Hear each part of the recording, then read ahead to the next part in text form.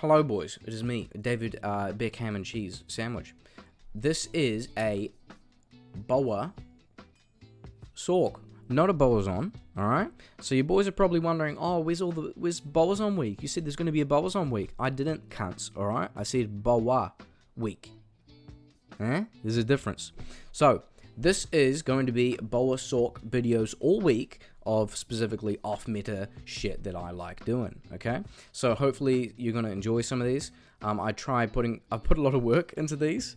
It has been a while since I announced bow week, because I don't want to just chuck on any bow, okay, and then just, there you go, here's another shitty build. I want to, like, try and min-max as much as possible, even if it doesn't look like there was much testing anyway. I enjoy doing that. So here's what I've got today for you boys. This is what I believe is the strongest fire boa sork you can really run. And I think it's probably one of the strongest builds you're going to see this week, I think.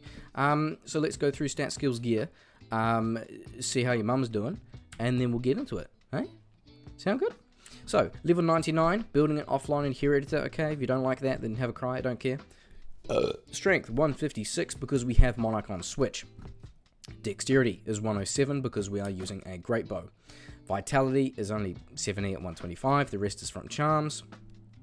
Energy is all the rest, right? Kind of your standard energy shield, melee sork, jibber jabber. Oh, I'm sorry. Oh, I just sculled like the rest of my fucking shake before this video. I shouldn't have done that. Now I've got res is pretty decent. We are using treachery as well, so we can cap out all of those as well as get the damage reduction bonus from that. Now, just peeking at advanced stats, important things down here to note is we have 86 fast to hit recovery. That is the third highest frame. That is quite important because we want to be able to take hits and still be okay. We've got fast hit recovery is 50. That is over the 10th frame of 37 FCR. That is quite important because I feel like that is the most consistent cast speed. That's like the furthest down that we can really fit in, right? Because we want to have as much shit here to give us damage as possible. Now, down the bottom for those sweaty boys who like numbers, 289 fire skill damage, minus 15 enemy fire res, and we've got 33 pierce to top it off. Skills, boys. Not here? What did I press? Not here. Ah, there we go. So we got Warmth is maxed out, Enchant is maxed out. So if you weren't aware, boys, on items such as like Kuko Shikaku Bow, Demon Machine that fires explosive arrows or bolts, Enchant applies 1-to-1 directly to that AoE. So that full fire damage is not just hitting that, one little projectile at that little boy in front of you. It's going to be casting all that. Is going to be applying that full enchant damage and that full AoE, right? So you've got enchant is maxed out, warmth as I said, and then fire mastery on top to amp all of it up. Lightning spells is your typical get up for sorceress, really. Static field, 1 point in here is kind of a no-brainer for bosses and help with immunities in some cases. Bingo, bingo, bongo, down to maxing energy shield and telekinesis, so that's going to be part of our survivability frame. Cold spells, I like having 1 into Frost Nova, you don't need it, but 1 point here gives you cold length for 14 seconds, you've probably seen it in some of my other build videos, I don't know, it's just me, and then 1 into Frozen Armor, I guess, right? So, going into the gear, boys, brand, ooh, so why am I not using Kuko Shikaku Bow, why am I not using Demon Machine? Well, the fires explosive arrows or bolts little, like, affix there, boys, on the item, it doesn't actually show what level it is. Alright, so an explosive arrow is the same as the skill explosive arrow for an Amazon. It is a skill. That's why the fire damage is applying directly to it, right? So it is a hidden skill that is changing the arrow to something else. So it's the same as, I believe, like Witch Wild String changes a standard arrow to a magic arrow. There's a hidden skill level applied to it. So Kuko Shikaku Bow, it is level 7, a hidden level 7, fires explosive arrows or bolts, and brand here, boys, is level 15. Level 15 explosive arrows we're going to be shooting out of this bad boy. And in this build, we're shooting at 2.27 attacks per second with 33 pierce to top it all off. That is the main crux of how this bitch is going to be working. Now, let's get into it, eh? So, brand, I love this. Great Bow is the fastest base that we have. It doesn't roll with attack speed or anything like that, but that's okay. We can still maintain reasonably decent attack frames, I think. So, we have also amplified damage when struck at 35%. Seems kind of weird, right? But it is quite, it's quite a good utility in areas, right? So farming in higher player counts in places where there's some immunities to medium-sized mobs that are being a pain in the ass, it's quite good to teleport in, use your mercenary, get hit, be able to take that hit with like Fade from Treachery to give some damage reduction, etc. And then the amp damage is going to allow the mercenary to hit like an absolute freight train, which is nice. In order to target defense, attack rating, damage to demons, jibber jabber stuff. Prevent monster heal is nice for some cases, particularly those difficult elites where you can stop that healing and then, you know, just whittle them down with you and your mercenary. And then also knockback is great. So the more we pierce, the more dudes are going to be knocking back, which is good. Now, helmet, we have Flickering Flame. Let's close this. Flickering Flame gives us Resist Fire Aura, which is great. It basically caps out your fire res, but also it applies an aura which caps out your mercenary's fire res. So that means we don't need to put in the fire res or the Ral rune or whatever in your helmet. We can just put in anything else. So we've got 15 increased attack speed with 40 ED, which would be like the perfect thing in here, which I think is quite cool to utilize, right? Give an extra 40 ED. Obviously it has 3 fire skills minus fire res. It's just kind of everything lined up perfectly for this build. In some cases, I think Wisdom, which is another Runeword Helm, which gives plus 33% PS, I think that could be useful in some cases where they are like a lot more density. But just for general play, I think Flickering Flame kind of wins that battle. Now, over to the Amulet. This is where we're picking up the arse end of our FCR. So remember, we need 37 FCR, so I recommend getting 17 here if you can, 17 to 20, and then you've got 20%, which we can pick up from Mage Fist, which gives us, extra fire skill, which is exactly what we need. Now, we've got an extra ring here. I've just got 10 FCR, whatever. This is just another ring I had lying around. Main thing I would try and get here, boys, is a bit of mana steal and just mana and survivability if you need. The mana steal is really good because, remember, the more we pierce, even though it doesn't look like we're doing much damage, we're still getting some mana back, which helps because this is our main source of survivability. So, moving on. Ravenfrost, right, makes sense. A little bit of mana too, which adds up and cannot be frozen, so we can maintain that 2.27 output of attacks per second. Sandstorm Trekkies gives us strength and vitality, so we can save that points and put them straight into energy. And fast hit recovery helps us get all the way up to 86, third highest fast hit recovery frame, and that is also working with our treachery, right? Hit recovery. And we have Fade. Yay, we have Fade, boys. You don't necessarily need Fade, right? But it just works, and it helps with the curse reduction and everything like that, the damage reduction. Oh, just love it, alright? On Switch, for, ease of use, I like having CTA in conjunction with the Spirit playing this build. I do have a +9 energy shield memory here, which I'm going to use to pre-buff now.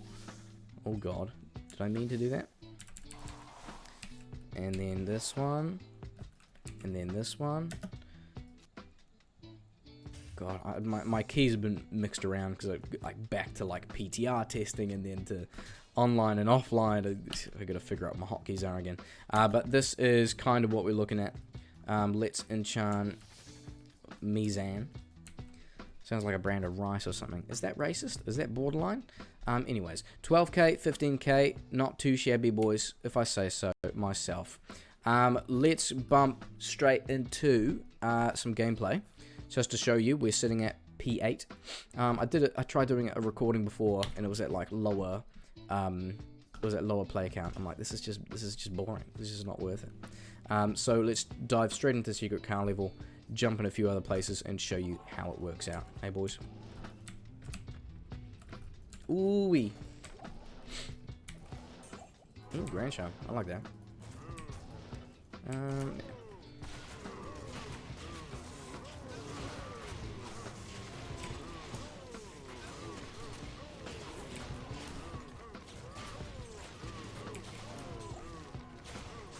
So if I want, I can sit here, get hit, all cast without damage. Oh, my fade proc from that. That's freaking convenient. Do I need anything? No, I don't. Should we proc again? Here we go. Bing! Oh, I love it. You don't do much physical damage. That's fine. It just really helps your mercenary to deal with, like, immunities. It doesn't matter at all on lower play counts, but testing, like, P6, 7, and 8, I found it's really fun to use. It's really handy.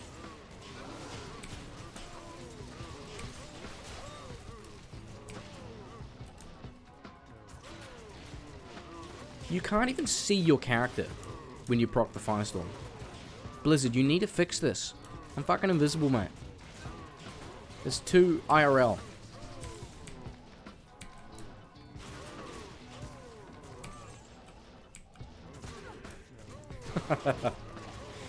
Oh, proc so often, it's great.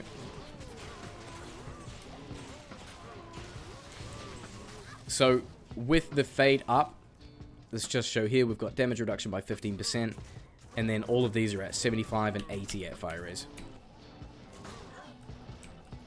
Alright, let's clear another big pack, and then I think we'll move over to something else. Oh, look at that radius, boys. Eesh. Your girl loves a good-sized radius, eh? Yeah. I wouldn't know.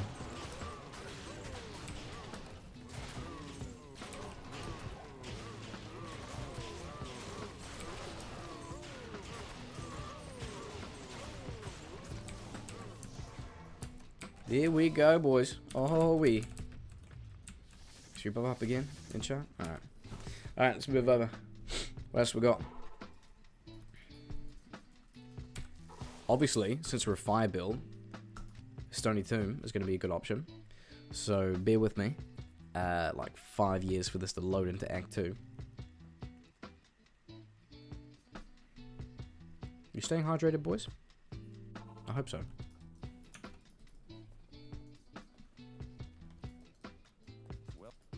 Oh, well.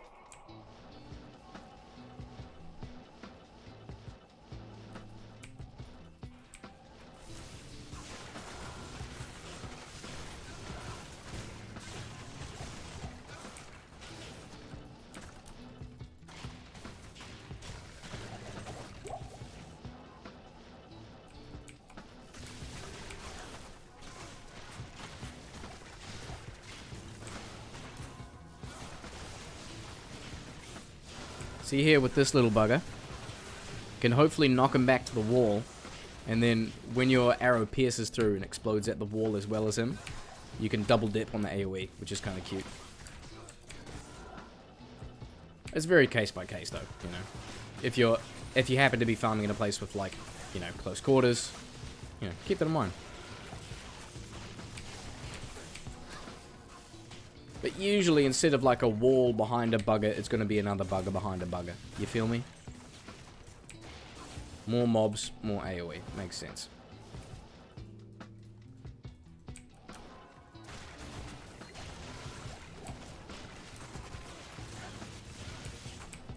Is he elite? No, he's not. Oh, he is.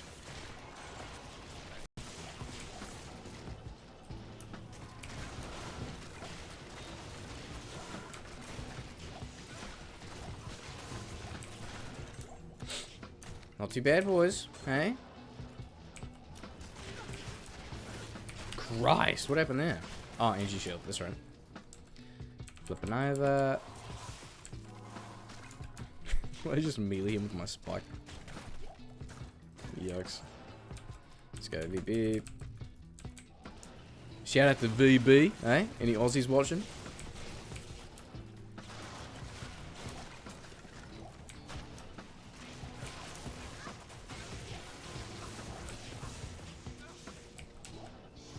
There we go. Plays 8, Stony Tomb.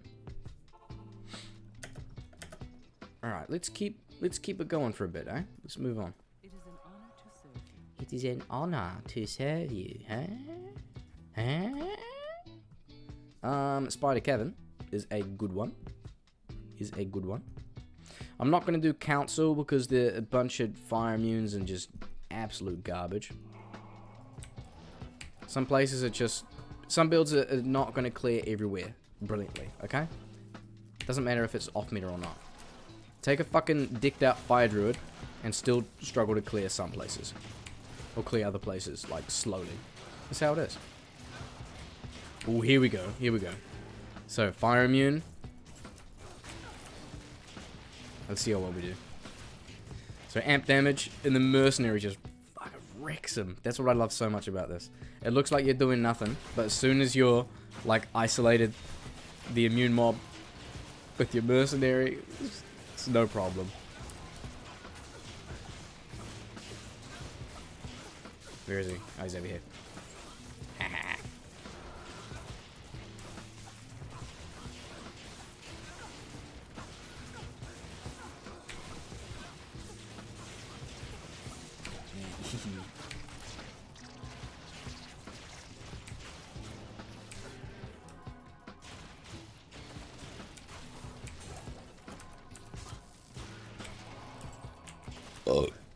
I think I forgot that these guys have high fire res. Immune to fire. Physical and fire immune. Let's not do that.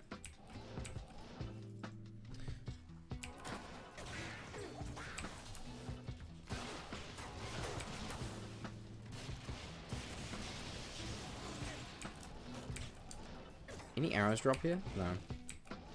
You know what we could do? Let's go Frigid Highlands. And then I think a Neolithark run would be pretty fun.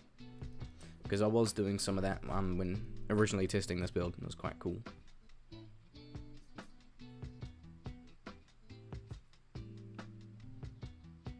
Load screen. V and then B.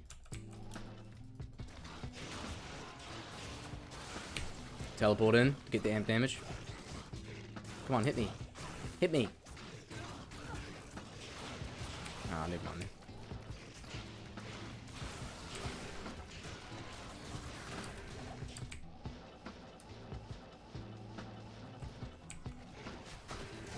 Ah, there we go. Nice. Can we get any arrows? Any arrows for the boys? Nah, not today. Let me buy some arrows. Let's do that.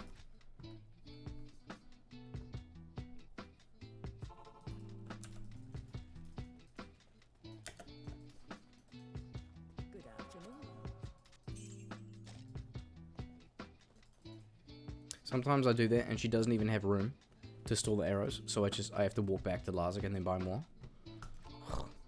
It hurts.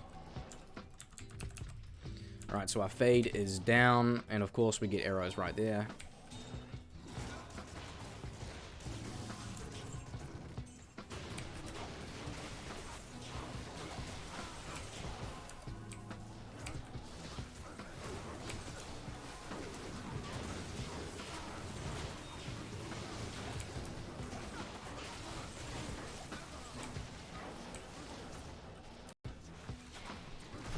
I know there's a pathing, there's a way to path right to Neolithark. I'm just chilling in here, okay, boys? So calm down.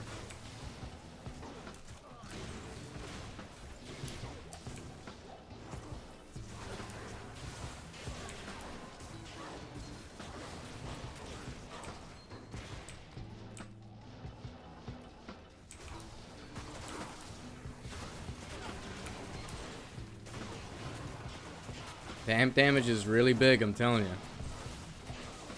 Because if you have an Eth base Infinity, man, he's gonna slap. Just get any Might Mercenary with that, and then amp damage, he's just gonna dick anything that you can't really clear.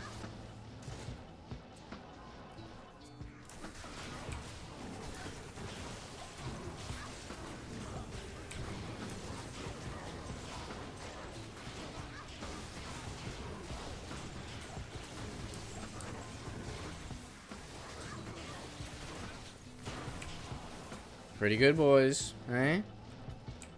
Alright, let's find this cheeky boy. Where's he at? Oh, yucky poison. Don't like that. Should we hop straight in, get amped? Here we go.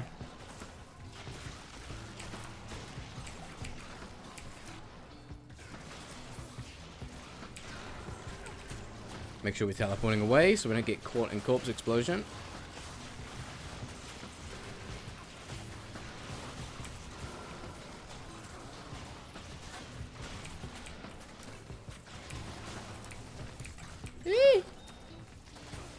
Getting spicy, boys.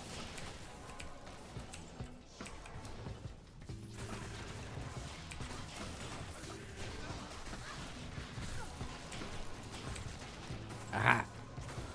Now we got him.